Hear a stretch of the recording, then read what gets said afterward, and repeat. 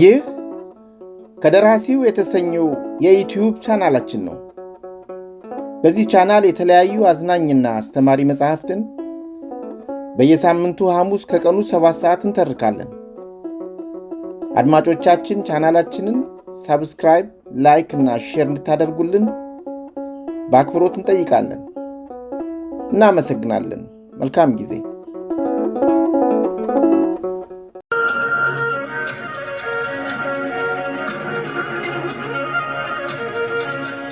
ዓለምነሽ የአረብ ሀገሯ ስደተኛ።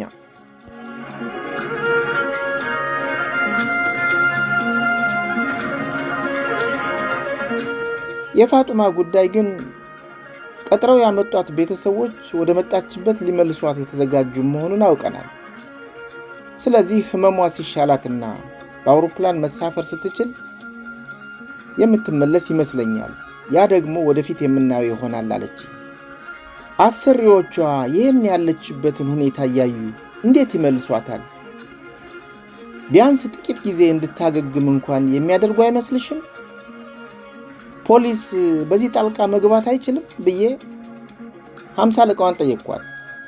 50 አለቃዋ ፈገግ አለችና ፖሊስ እኮ ይሄን ቅጥር ይሄን አባር ብሎ በሰዎች ሥራ ውስጥ አይገባም።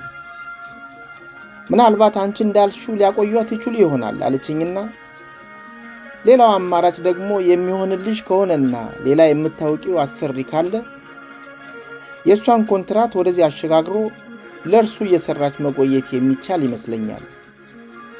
የሥራ ፈቃድ እስካላት ድረስ እዚህ ሀገር ለመቆየት የሚከለክላት የለም።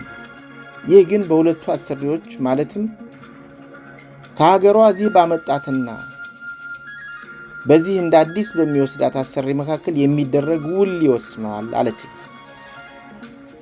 እንደዚህ አይነት ነገር ካሁን በፊት ተደርጎ ያውቃል ብዬ ስጠይቃት አዎ ይደረጋል። ይህ እኮ አዲስ ነገር አይደለም። የሰዎቹን ምንነት መንግስት እስካወቀ ድረስ ምንም ችግር የለም። ቅድሙኑ ስነግርሽ አዳምጠሽኝ ከሆነ የምታውቂው ሰው ካለሽ ያልኩሽ እንደዚህ አይነት ኃላፊነት ሊወስድ የሚችል ሰው ማለት ነው አለችኝ ተስተረለ። ለጊዜውም ቢሆን ሐሳብ ገባኝና እንዴት ማድረግ እንደምችል እዚያው ፖሊስ ጣቢያ ተቀምጬ እያሰብኩ ያለሁ እሱስ ሆነ አሁን ሐኪም ቤት ከገባች ውላ አድራለች። የተኛችበት ሐኪም ቤት ደግሞ ውድ ነው። ህመሟም በቶሎ የሚድን አይመስለኝም። ታዲያ የዚህን የሆስፒታሉን ወጪ ማን ነው የሚከፍለው? እሷ ያን ያህል ወጪ የሚሸፍን ገንዘብ ያላት አይመስለኝም። ባለችበት ሁኔታ ኮንትራቷ አልቆ ልትመለስ ስለሆነ ምናልባት ትንሽ ገንዘብ ቢኖራት እንጂ ይህን ሁሉ ወጪ የሚሸፍን ገንዘብ የምታገኝ አይመስለኝም። የዚህስ ጉዳይ እንዴት ነው የሚሆነው አልኳት 50 አለቃዋ።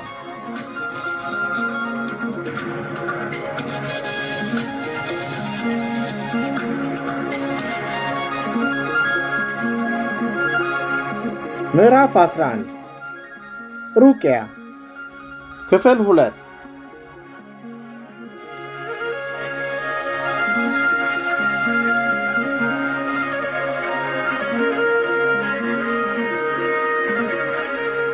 እሷም የሆስፒታሉንም ሆነ በጠቅላላ የታከመችበትን የሚከፍለው እዚህ ያመጣት አሰሪ ነው። አሰሪው ከሰራተኞቹ ጋር የሚኖረው ድርድር ሊኖር ይችል ይሆናል። መንግስት የሚያውቀው ግን አሰሪዎቹ ለሰራተኞቻቸው ተጠያቂ እንደሆኑ ነው። ምናልባት በአሰሪዎች መካከል ልዩነት ሊኖር ይችላል። የፋጡማን ግን የሕክምና ወጪዋን የሚሸፍነው እዚህ ያመጣት አሰሪዋ እንደሆነ አረጋግጠናል አለችኝና ደስ አለኝ ስትለኝ ከተቀመጥኩበት ዘለል ብዬ እንዲህ ያለችሽ ሩቅያ አልኳት። አዎ ያን ጊዜ እንደዚህ ነበር ያለችኝ። ዛሬ ስንወጣም ሆነ ባለፈው ሆስፒታሉ የሞላውን ፎርም ሳየው በጠቅላላ ወጪው የተሸፈነው በእነሱ እንደሆነ አረጋግጫለሁ ስትለኝ ፈቲሃ ከሆስፒታል መውጣቴን ታውቃለች ማለት ነው? እንዴት ላገኛት እችላለሁ? ልጆቿንም ባያቸው ደስ ይለኛል ሩቅያ አልኳት። እሱን እናደርጋለን፣ ሁሉንም ታገኛቸዋለሽ አለችኝ።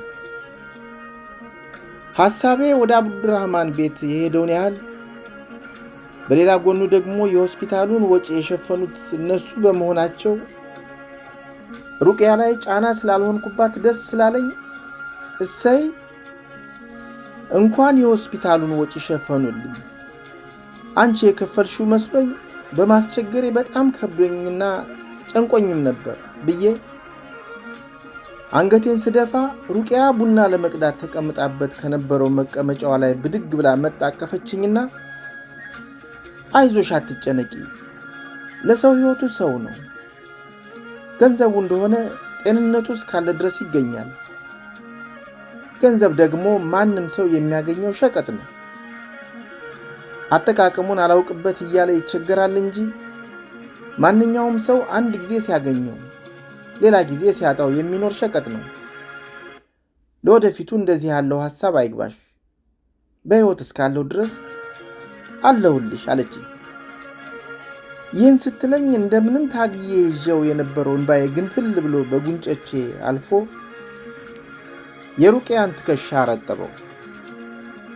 ትንሽ እቅፍ አድርጋኝ ካረጋጋችኝ በኋላ ከእንግዲህ ማልቀስ የለም፣ ኑሯችንን እንዴት በተሻለ ሁኔታ አሸንፈን ከራሳችን አልፎ ሀገር ቤት ያሉ ዘመዶቻችንን እንዴት መርዳት እንደምንችል መመካከር ነው ያለብን ብላኝ ወደ መቀመጫዋ ተመለሰች።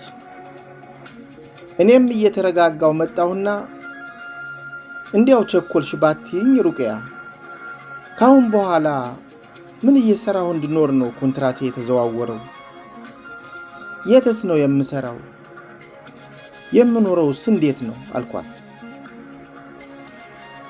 ከመጨረሻው ልጀምርልሽና የምትኖሪው እዚህ ከኔ ጋር ይሆናል፣ የምትሰሪው ደግሞ ወደፊት ይወሰናል። አባቴ ያስመጭና ላኪ ንግድና በመጠኑም ቢሆን በነዳጅ ንግድ ላይ የተሰማራ ስለሆነ ወደፊት ስለምትሰሪው ይታሰብበታል። ለአሁኑ ግን በድርጅቱ ውስጥ በወጪ ገቢ ተቆጣጣሪነት ሥራ ተብሎ ኮንትራቷ ይሰራ ብሎ ስላዘዘ በዚያ ሥራ ስም ነው ያለሽው። ስለምትሰሪው ሥራ ግን መጀመሪያ ከህመሟ ትዳንና እንነጋገራለን ብሎኝ በዚያ ላይ ነው ያለው። ለማንኛውም እንዳልኩሽ ኮንትራትሽ ታድሶልሻል። አሁን አንቺ ያለብሽ ራስሽን እያስታመምሽ መዳን ነው አለች። እየሰማሁት ያለው ነገር በህልሜ ይሁን በውኔ ግራው ግብት አለኝና እንዲሁ አፌ እንዳመጣለኝ እሺ ብዬ ዝም አልኩ።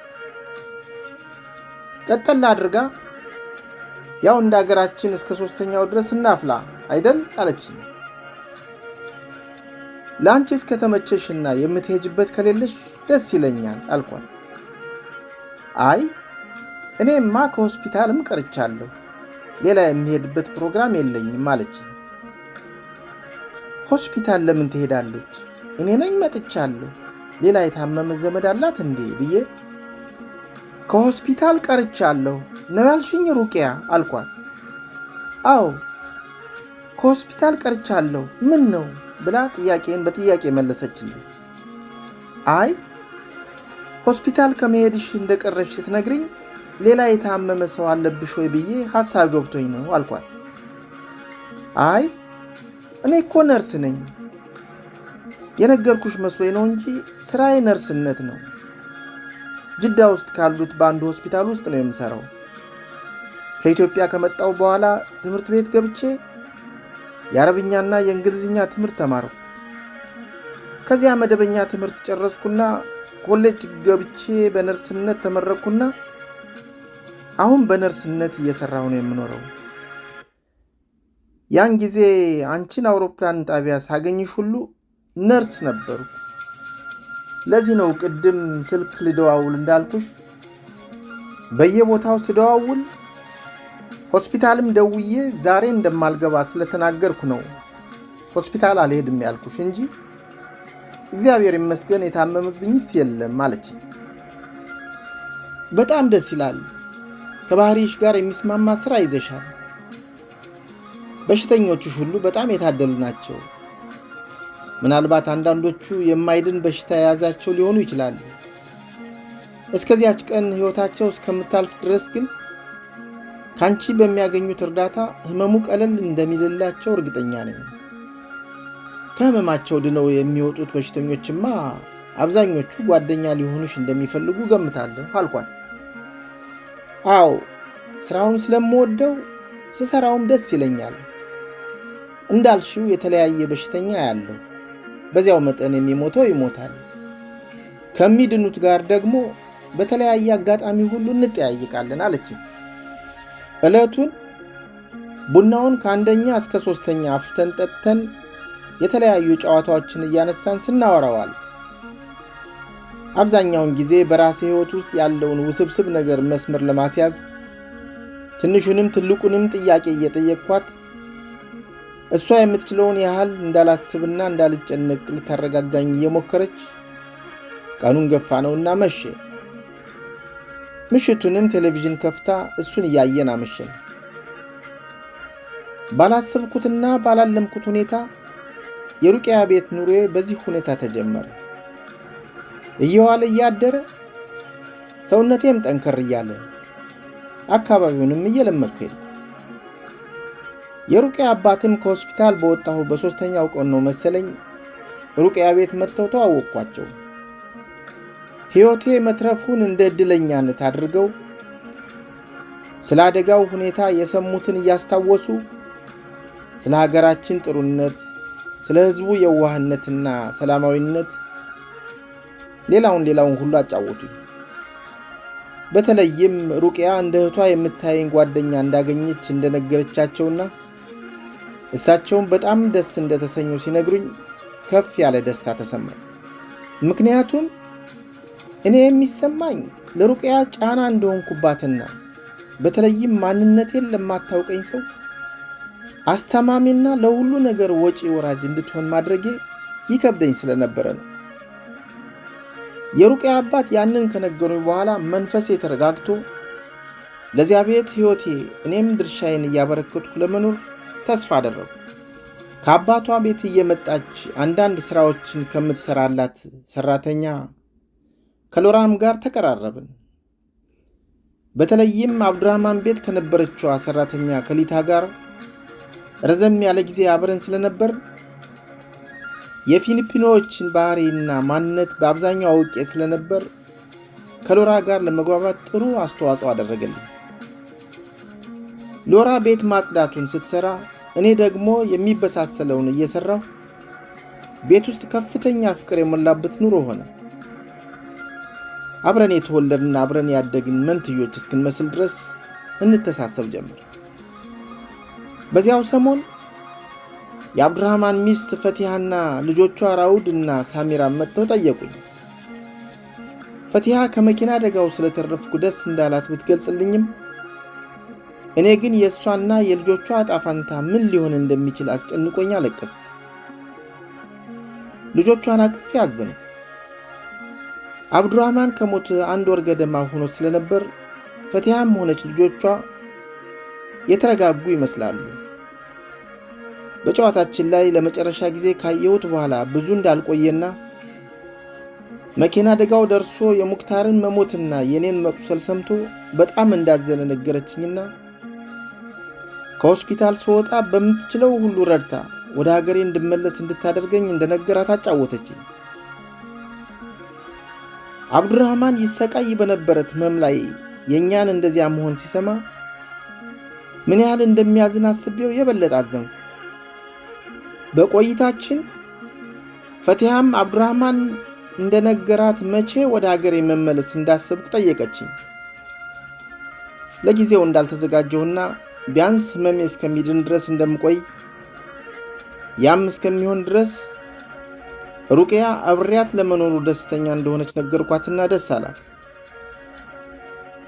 እንግዲያው እንደዚያ ከሆነ ህመምሽ ሲሻልሽ ወደ ሀገርሽ ተመለሽ፣ አብዱራህማን እንዳለው እዚህ ኑሮ ይከብድሻል፣ አብዱራህማን ይሄን ስጫት ብሎኛል ብላ በፖስታ የታሸገ ነገር ሰጠችኝ። ቀጠል አድርጋም ለትኬት መግዣና ሀገርሽ ከደረስሽም በኋላ አንዳንድ ነገር እስከምትጀምሪ ለመንቀሳቀሻ እንዲሆንሽ ብሎ ያዘዘልሽ ገንዘብ ነው አለችኝ። ካለችበት ሐዘን ጋር ባለቤቷ ያዘዛትን ለመፈጸም እዚያ ድረስ መጥታ ስለጠየቀችኝ ከፍተኛ አክብሮት ተሰማኝ። ፖስታውን አመስግኜ ተቀበልኳት። ከፈቲሃ ጋር እያወራን እያለን ራውድና ሳሚራ በግራና በቀኜ በኩል ተቀምጠው ስለነበር ጥብቅ አድርጌ አቀፍኳቸው። የአብዱራህማንን ቤተሰብ ለመጨረሻ ጊዜ ያየሁት ያን ጊዜ ነው አለችና አንገቷን ደፋች። በመካከላችን ጸጥታ ሰፈነና ጨዋታዋን እንዴት መቀጠል እንደምትችል አለዚያም እዚያ ላይ አቁመነው ሌላ ጊዜ ብንመለስበት ስለመሻሉ ማሰብ ያዝ። በእርግጥ ለሷ ሕይወት እዚያ መድረስ ምክንያት የሆነው ሰው መሞት ምን ያህል ሊሰማት እንደሚችል መገመቱ አልቸገረኝም። ሆኖም በሐዘኗ ላይ እኔም አብሬ መክመንመኑ እንደማይጠቅማት ስለተሰማኝ ከዚያ ካሳለፈችው ሕይወት ትዝታ ሊያወጣት ይችላል በሚል ያቺ ሊታ ያልሻት ልጅስ ወዴት ደርሳ ይሆን አልኩኝ። ለፊሊፒኖዋ ሰራተኛ አስቤ እንኳን አልነበረም። ነገሩ እንዳሰብኩት ሆነና ካንገቷ ቀና ብላ እሷማ ምን ትሆናለች? ከዚያ ቤት ከወጣች ሌላ ቤት ትገባለች፣ አለዚያም ወደ ሀገሯ ትመለሳለች። ፈቲሃን ስለ ሊታ አልጠየቅኳትም አለች እንደመቆጣት ብላ። ራውድና ሳሚራ ከአባታቸው ጋር ጥሩ መቀራረብ ከነበራቸው ወደፊት እያደጉ ሲሄዱ በሕይወት ባለመኖሩ ትዝታው ሊረብሻቸው ይችላል። ማደጉን እንኳን እንደምንም ያድጋሉ። አሁን ባሉበት ዕድሜ ብዙም አይታወቃቸውም አልኳት። አሁንም ካለችበት ትዝታ እንድትወጣ ለማድረግ አብዱራህማን ቤት በዋለ ጊዜ ከልጆቹ ጋር ጥሩ ጊዜ ያሳልፍ ነበር። ከሄደበት ተመልሶ ሲመጣም መጫወቻዎችን፣ ልብሶችንና ለልጅ ይሆናሉ የሚላቸውን ያመጣላቸው ነበር። እንዳልከውም እንደዚህ አይነቱ ነገር ትዝ የሚላቸው እያደጉ ሲሄዱና በተለይም ከሀገር ከወገን ርቀው አለ የሚባል ጠያቂ በሌለበት ሀገር መንከራተት ሲጀምሩ ነው አለች። እሱስ እውነትሽን ነው። ሁሉም ነገር የሚታወቀው በሚያወዳድሩበት ሁኔታዎች ከታለፈ ብቻ ነው። ማለትም ደስታ በሐዘን፣ ሁከትና ሽብር በሰላም፣ መታሰርና መብት ማጣት በነጻነት፣ ጤንነት ደግሞ በህመም ሲያልፉበት ነው። ካለዚያ በተረት ተረት የሰሙትን ብቻ አገናዝቦ ለመረዳት አስቸጋሪ ነው። አንቺስ ከቤተሰቦችሽ ጋር የነበረሽ ግንኙነት እንዴት ነበር አልኳት። ይህን ስደት የሚባል ነገር ጀምሬ እምነታቸውን ከማጣቴ በፊት በጣም ደስ የሚል የሚተሳሰብና የሚፋቀር ቤተሰብ ነበረኝ። ምን ያደርጋል እንደዚያ ሲያምኑኝ ጥያቸው ጠፋሁ አለች። ያን ጊዜ እኮ አንድም የዕድሜ ጉዳይ፣ ሌላው ደግሞ በሰማሽው ወሬ ላንቺም ለወገኖችሽም ይጠቅማል ብለሽ ያደረግሽው ነበር። ከወጣሽ በኋላስ ተገናኝታችኋል? በስልክ፣ በደብዳቤ፣ በመልእክት አልኳት። አብዱራህማን ቤት በነበርኩ ጊዜ አንድ ጊዜ ደውዬ አጣኋቸው። ቤታችን ስልክ ስለሌለና በጎረቤት ስልክ ስለነበር መገናኘት የሚቻለው እዚያ ደውዬ ለማስጠራት ሞከርኩ። ማንንም አላገኘሁም። ከዚያ በኋላ የአረብ ሀገሩ ሕይወት እንዳሰብኩት ሳይሆን ሲቀርና በተለይም እንደዚያ ጨክኜ ከሀገሬ ያስወጣኝ ለዚያ ሕይወት መሆኑን ሳስበው ሀፍረቱም ተስፋ መቁረጡም ተደራርቦ ማንንም ለማነጋገር ፍላጎት አልነበረኝም። እነሱም ብቻ ሳይሆን ጌታቸውንም ሆነ ሐናን አላገኘኋቸውም። አብዱራህማን አንድ ሁለት ጊዜ ኢትዮጵያ ደርሶ መጥቶ ነበር። ምናልባት ጌታቸውን እንኳን አግኝቶት እንደሆነ ስጠይቀው እንዳላገኘውና የት እንደደረሰ የሚነግረው እንዳላገኘ ነገረኝ። አብዱራህማን ከጌታቸው ሌላ ስለኔ ቤተሰቦች የሚያውቀው ነገር ስለሌለ ስለ ቤተሰቦቼ ጠይቄው አላውቅም። ሐናን ቢያውቃትም ከሷ ጋር መገናኘት የሚችልበት ምንም መንገድ አልነበረም አለች። ሩቅያ ቤት ከመጣሽ በኋላስ አልኳት። እሷ ቤት ከመጣሁ በኋላ 2 ጊዜ ደውዬ አገኘኋቸው አለችና ፊቷ መለስ አለልኝ። ከሁኔታዋ ስረዳው ሩቅያ ቤት ሆና ደውላ ስታገኛቸው የተለየ ስሜት ተሰምቷት እንደነበረ ተረዳሁና ያን ጊዜስ ማንን አገኘሽ? እንዴት አሰብሽውና ደወልሽላቸው አልኳት። የዚያን ጊዜው ሁኔታ ደግሞ ለየት ያለ ነበር አለችና ትንሽ አሰብ አድርጋ ሩቅያ ቤት መኖር ከጀመርኩ ከ2 ወር በኋላ ነው መሰለኝ አንድ ቀን የሩቅያን ጸጉር እየሰራሁላት ሩቅያ ቤተሰቦቼን አፈቁኝ፣ ስልክ ደውዬ ባነጋግራቸው ምን ይመስልሻል አልኳት። እሷም እኔ እኮ ለብዙ ቀን ይህን አስቤው ነበር፣ አንቺ ዝም ስትይ ጊዜ ምናልባት ያለችበትን ማሳወቅ አልፈለገችም ይሆናል ብዬ ነው የተውኩት። እስከ ዛሬ ለምን አልነገርሽኝም? ፈርተሺ ነው ብላ ፈጠጠችብኝ። እኔም አዎ ፈርቼሽ ነው እንዳላት ለምን ትፈሪኛለሽ ብላ ትቀየመኛለች ብዬ ፈራሁና አይ አልፈራሁሽም፣ ደውዬ ምን እንደምላቸው ግራው ስለገባኝ ነው አልኳት። መቼ ነው ለመጨረሻ ጊዜ ያገኘሻቸው አለችኝ። ከሀገሬ ከወጣሁ 1 ጊዜ ደውዬ የጎረቤት ልጅ ነው ያገኘው፣ ከዚያ በኋላ አልሞከርኩትም ስላት ከተቀመጠችበት ተስፈንጥራ ተነሳችና ለምን እንደዚህ አደረግሽ ብላ አፈጠጠችብኝ። ነገርን ነገር ያነሰዋል እንዲሉ ያን ዕለት በዚሁ በስልክ ጥያቄ ተነስቶ ከሀገሬ እንዴት እንደወጣሁና በአጠቃላይ የሆነውን ሁሉ ነገርኳት። ታሪኬን ተናግሬ ስጨርስ በረጅሙ ተነፈሰችና ያለፈው አልፏል፣ አሁን ስልክ ቁጥራቸው የታለ ብላ ተቆጣች። ቦርሳዬ ውስጥ ነው አልኳት። በያምጪው እንደውላቸው፣ ካሁን በኋላ ግንኙነታችሁ መቀጠል አለበት አለችና ተነስቼ ስልክ ቁጥሩን እንዳመጣ ቆማ ትጠብቀኝ ጀመር። ስልክ ቁጥሩን ከቦርሳዬ ውስጥ ፈልጌ ያመጣሁና ቤታችን ውስጥ ስልክ የለም፣ የጎረቤት ስልክ ቁጥር ነው፣ እነሱ ናቸው ጠርቶ የሚያቀርቡልን አልኳት። እሺ መጀመሪያ እንዴት እንደሚደወል ነይ ላሳይሽ ብላ አሳየችኝና አሁን እኔ ልደውልልሽና ሲቀርቡልሽ አንቺ ታነጋግሪዋቸዋለሽ ብላ ስልክ መደወል ጀመረች። ጎረቤታችን ያለው ስልክ ሲጠራ ቆየና አንዲት ልጅ አነሳችው። ሃሎ ጤና ይስጥልኝ አልኩ። ሃሎ እግዚአብሔር ይመስገን አለችኝ። የአባባ ገመቹ ቤት ነው አልኳት። አዎ አለችኝ። ማን ልበል አልኳት።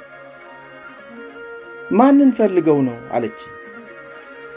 በአካባቢያችን ያለው ስልክ ይሄ ብቻ በመሆኑ ብዙውን ጊዜ አቅርቡልኝ እየተባሉ እንደሚለመኑና ከሀገር ውስጥም ከውጭም የሚደወለውን ስልክ የሚያገናኙ ስለሆኑ ልጅቱም ይህንኑ እያየች ያደገች ስለሆነች አጠያየቋ ይህንኑ አስመልክቶ እንደሆነ ስለገባኝ ወይዘሮ ፀሐይነሽን ወይም አባባ ደስታን ከጎረቤት እንድታቀርቡልኝ ነበር አልኳት። ይጠብቁኛል ወይስ መልሰው ይደውላሉ? ሄጄ እስክጠራለሁ ድረስ አለችኝ። ይሁን መልሼ እደውላለሁ አልኳት፣ ስልኩ እንዳይቆጥርብኝ ስለሰጋው። ማን ነው ፈላጊ ልበላቸው አለችኝ።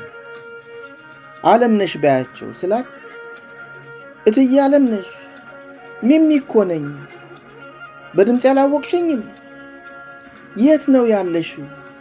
አንድ ጊዜ ሞታለች፣ ሌላ ጊዜ ደግሞ በማታውቀው ሀገር ሄዳ መውጫው ጠፍቷት ነው እየተባለ ጎረቤቱ ሁሉ ሲያወራ ነበር። ደህና ነሽ አለችኝ። አዎ ደህና ነኝ፣ በይ ቶሎ በይና ሂደሽ ጥሪልኝ። እነሱን ካጣሻቸው ታምሩን ወይም ያገኘሽውን ሰው ከቤት አምጭልኝ አልኳትና ስልኩን ዘጋው። ከሀገር ከወጣሁ ከ2 ዓመት በላይ ስለሆነኝና በዚሁም ጊዜ ውስጥ አንድ ጊዜ ብቻ ስለሆነ የደወልኩ በቤተሰቤ ውስጥ ከፍተኛ ሐዘን እንደሚወድቅ አስብ ስለነበር የተናገረችው ብዙም አላስገርመኝም። ይልቁንስ ከቤታችንም ሆነ በጎረቤታችን ካሉት ሰዎች የሞተም ሆነ የተጎዳ መኖር አለመኖሩን ሳልጠይቃት በመሄዷ ቆጨኝ። በተለይም ያው የተለመደው ጭንቀቴ ቦታውን ያዘና አሁን ሳትመለስ ብትቀርስ፣ ስልኩ አልሰራም ቢለኝስ፣ እኛ ቤት ማንም ሳይኖር ቢቀርስ፣ እንዴት ስለ ቤተሰቦቼ አንድም ነገር ሳልጠይቃት ስልኩን ዘጋዋለሁ ብዬ በራሴ ስህተት መነጫነጭም መናደድም ይፈራረቅብኝ ጀመር። ያለ የሌለውን እያወጣሁ ሳወርድ መቆየት ግድ ስለሆነ እያንዳንዷ ደቂቃ የዓመት ያህል እየረዘመችብኝ አሁን ልደውል ወይስ ቶሎ ላይመጡ ይችላሉ ትንሽ ልቆይ እያልኩ እያመነታሁ የምችለውን ያህል ቆየሁና ስልኩን አንስቼ ሩቅያ እንዳሳየችኝ አድርጌ የጎረቤታችንን ስልክ ደወልኩ። ስልኩ የተይዟል ምልክት እየደጋገመ ይሰጠኝ ጀመር። ስልኩን ሳትዘጋው ሄዳ መሆን አለበት ብዬ ሐሳብ ገባኝ። ትንሽ ቆይቼ እንደገና ደግሜ ደወልኩ። አሁንም ተይዟል የሚል ምልክት ሰጠኝ። ምን ሆነው ይሆን? በዚች በትንሽ ጊዜ ውስጥ ሌላ ሰው ደውሎ ይዞት ይሆን ብዬ ሌላ ሐሳብ ውስጥ ገባሁ። ያለኝ አማራጭ እዚያው እየደጋገምኩ መደወል እንደሆነ ወስኜ ለግማሽ ሰዓት ያህል እየደጋገምኩ ደወልኩ። ከአምስተኛው ይሁን ከስድስተኛው ሙከራ በኋላ ስልኩ መለሰና ሃሎ የሚል ድምፅ ሰማ። ስልኩን ያነሳችው ሚሚ ነበረች።